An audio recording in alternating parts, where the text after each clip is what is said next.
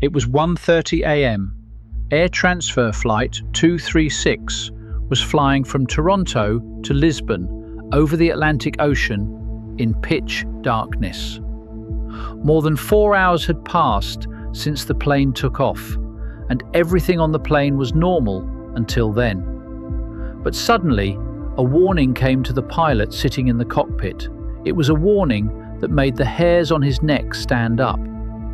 This warning was that the plane was running out of fuel. Flight 236 had run out of fuel in the air at an altitude of 39,000 feet in the middle of the ocean. The pilots were shocked to see the fuel running out because they were in the middle of the Atlantic Ocean and there was no sign of land in the distance.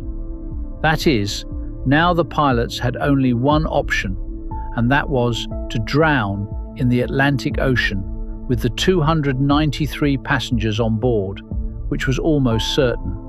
But in the meantime, something happened to the plane that was quite surprising. What could have happened in the middle of the ocean? Air Transat Flight 236, cruising at 39,000 feet above the Atlantic Ocean. Today we uncover one of the most unbelievable aviation incidents ever recorded. So without further delay, let's begin. This story begins on August 23rd, 2001 at 8:52 p.m. local time from Toronto Pearson International Airport in Canada. An air transfer airline Airbus A330 departed from Toronto, Canada, bound for Lisbon, Portugal. It was a 7-hour non-stop flight with 293 passengers, 2 pilots and 13 crew members. Before takeoff, the plane was loaded with about 469 metric tons of fuel, which was 4.5 tons more than required. The plane was flown by 48-year-old Captain Robert Peace and 28-year-old First Officer Dirk de Egger. Captain Peace had about 16,800 hours of flying experience, of which 796 hours were spent in the Airbus A330. On the other hand, First Officer de Egger had about 4,800 hours of flight experience, of which 386 hours were spent flying the Airbus A330, meaning both pilots were very experienced. After boarding the passengers, the plane took off at 8:02 p.m. local time, and within a few minutes, the plane reached an altitude of 39,000 feet, which was its cruising attitude. After takeoff, the plane flew straight over the Atlantic Ocean and was about to land in Lisbon. Up until that time, everything on the plane was normal, as it was nighttime and most of the passengers were asleep. The crew and pilots had nothing to do. 4 hours passed like this. The plane was now almost in the middle of the Atlantic Ocean. Suddenly, at 1:30 a.m., Captain Robert noticed an unusual reading in the cockpit. After some time, an error started showing. The error was high oil pressure, low oil quantity, and low oil. In such a situation, it was normal for such minor errors to occur on such long, non-stop flights. In such a situation, the pilots would have fixed them themselves, or with the help of a crew member while sitting in the cockpit.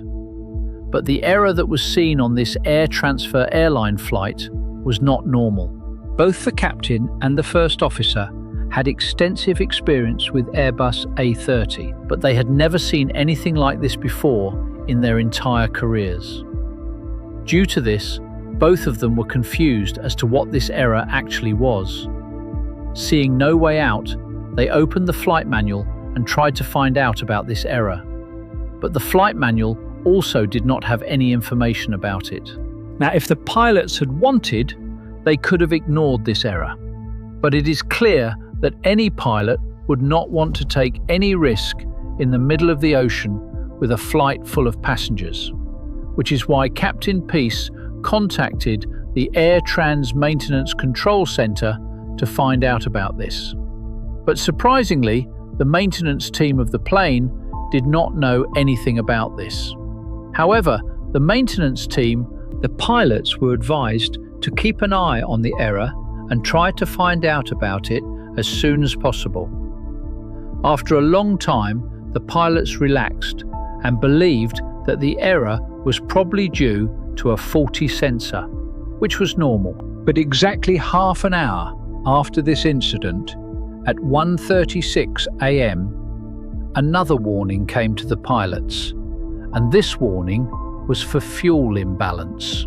In fact, in every aircraft, the fuel is distributed equally on both wings, but sometimes the fuel on one wing becomes slightly higher or lower.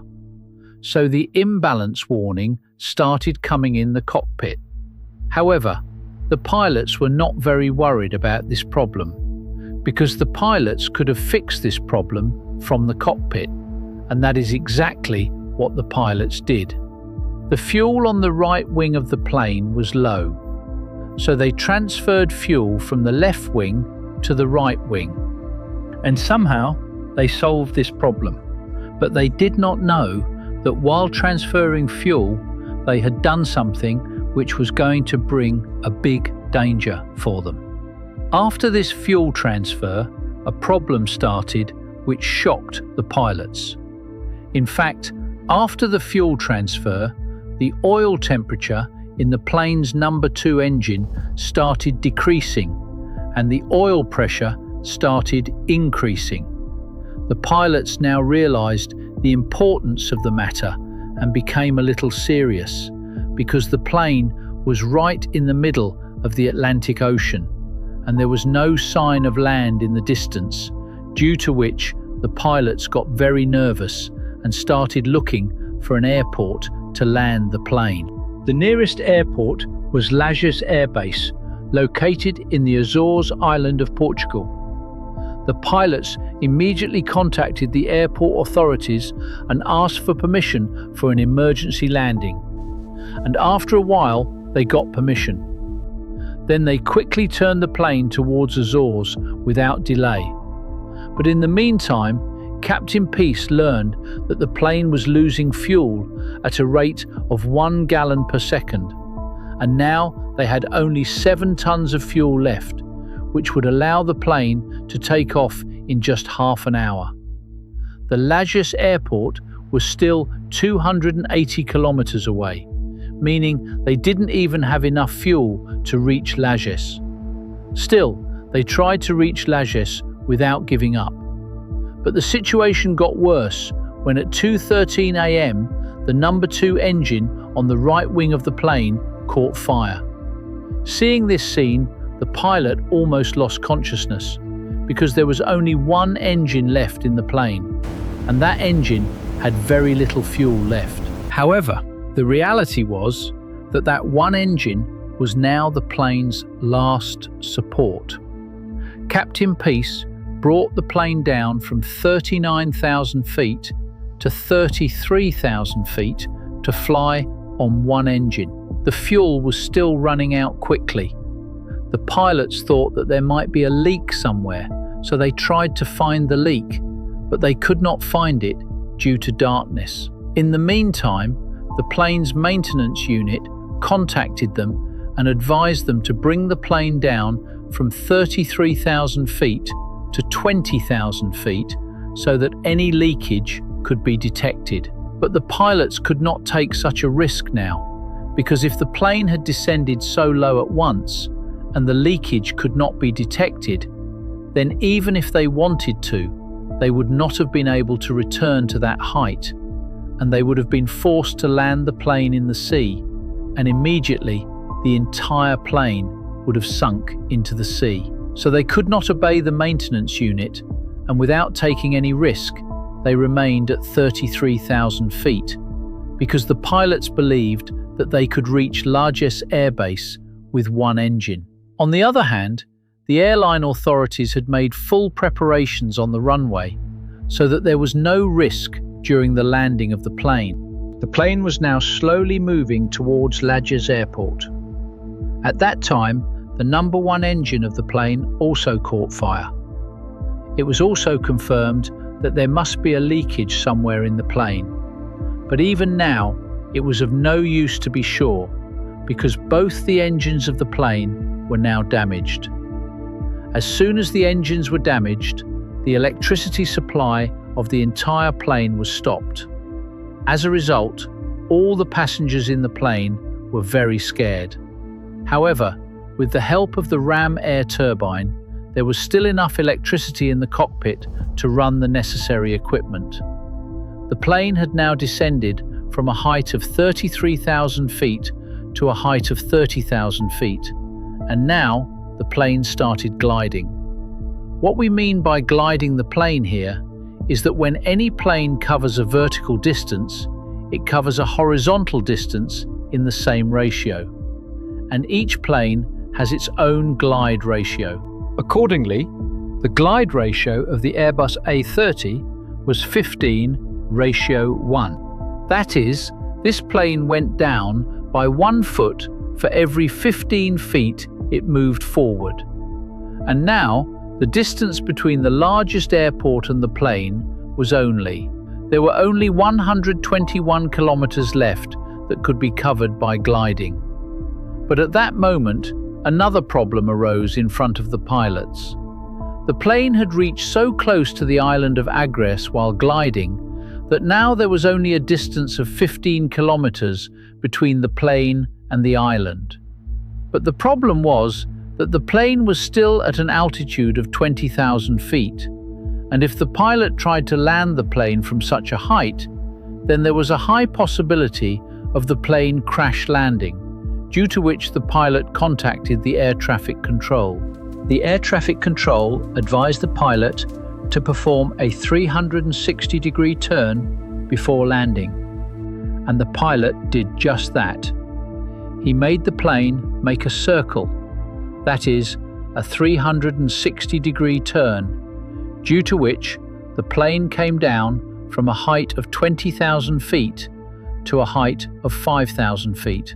But this height was also not safe for landing, so the pilots made the plane perform several S-turns, due to which the plane descended to a height of 2,000 feet, which was the perfect altitude for landing.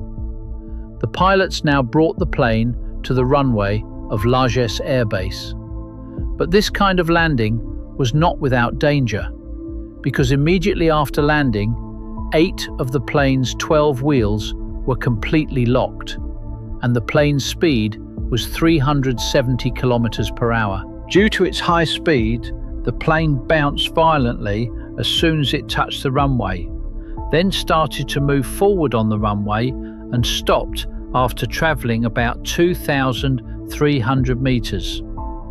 By then, most of the plane's tires had burst, but the plane was saved from a major accident due to the caution of the airport crew.